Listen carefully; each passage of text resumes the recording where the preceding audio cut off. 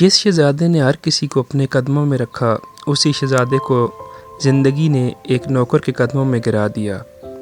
رومانیہ سلطنت کا ایک بادشاہ تھا جس کا صرف ایک ہی بیٹا تھا، شہزادہ ارحم، خوبصورت، دولت مند، لیکن اتنا ہی مغرور اور ظالم۔ محل میں ہر کوئی اس سے ڈرتا تھا۔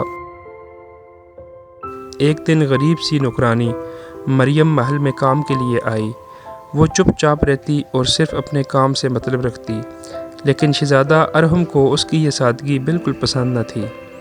وہ روز اسے تنگ کرتا، کبھی اس کے ہاتھ سے پانی گرا دیتا، کبھی اس پر زیادہ کام ڈال دیتا، کبھی سب کے سامنے اس کی بے عزتی کرتا، مگر مریم سب کچھ برداشت کرتی کیونکہ اس کے والد بہت بیمار تھے اور کام کرنے کے قابل نہیں تھے۔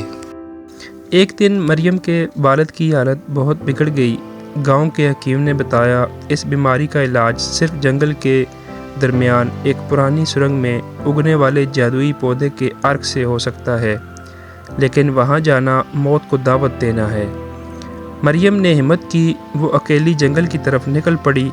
راستے میں خونخوار جانور آئے، اندھیرا گہرا ہوتا گیا اور سرنگ کے اندر عجیب روشنی چمک رہی تھی، لیکن مریم نہیں رکی۔ وہ کسی طرح اس جادوئی پودے تک پہنچی اور اس کا عرق لے کر واپس بھاگتی ہوئی اپنے والد کے پاس آ گئی۔ دوسری طرف محل میں افواہ پھیل گئی، ایک خطرناک وبا پھیل رہی ہے۔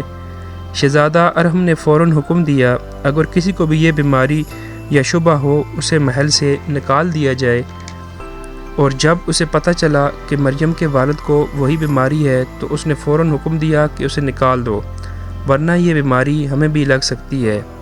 مریم روتی ہوئی واپس اپنے گھر آ گئی۔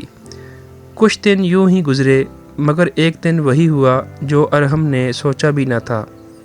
شہزادہ ارحم خود اسی بیماری میں مبتلا ہو گیا۔ اب اس کا تخت، اس کی طاقت سب بیکار ہو گئے۔ وہ کسی بھی حکیم سے ٹھیک نہیں ہو رہا تھا۔ یہ خبر مریم تک پہنچی۔ مریم کے والد نے کہا، صرف وہی عرق اسے ٹھیک کر سکتا ہے جو تم نے بنایا تھا۔ مریم نے پہلے منع کیا، جس نے مجھے اتنا ذلیل کیا میں اس کی مدد کیوں کروں؟ لیکن اس کے والد نے سمجھایا، اگر تم دل کو سخت بنا لوگی تو پھر تم میں اور اس میں کیا فرق رہ جائے گا؟ یہ سن کر مریم کا دل پگھل گیا۔ وہ چہرہ چھپا کر محل گئی اور شہزادے کو دوا دی۔ جیسے ہی ارحم نے وہ عرق پیا، اس کی طبیعت بہتر ہونے لگی۔ اس نے رانی سے پوچھا، تم کون ہو؟ مریم نے اپنا چہرہ ظاہر کیا۔ شہزادہ رو پڑا، مجھے معاف کر دو، میں نے تمہارے ساتھ بہت ظلم کیا۔ ارحم نے اس دن اپنا تخت بھی بدل دیا اور اپنی زندگی بھی۔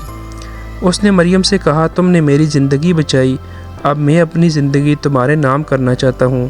اور کچھ عرصے بعد شہزادہ ارحم اور مریم کی شادی ہو گئی، لیکن سب سے بڑی تبدیلی یہ تھی کہ ظالم شہزادہ اب ایک انصاف پسند بادشاہ بن چکا تھا۔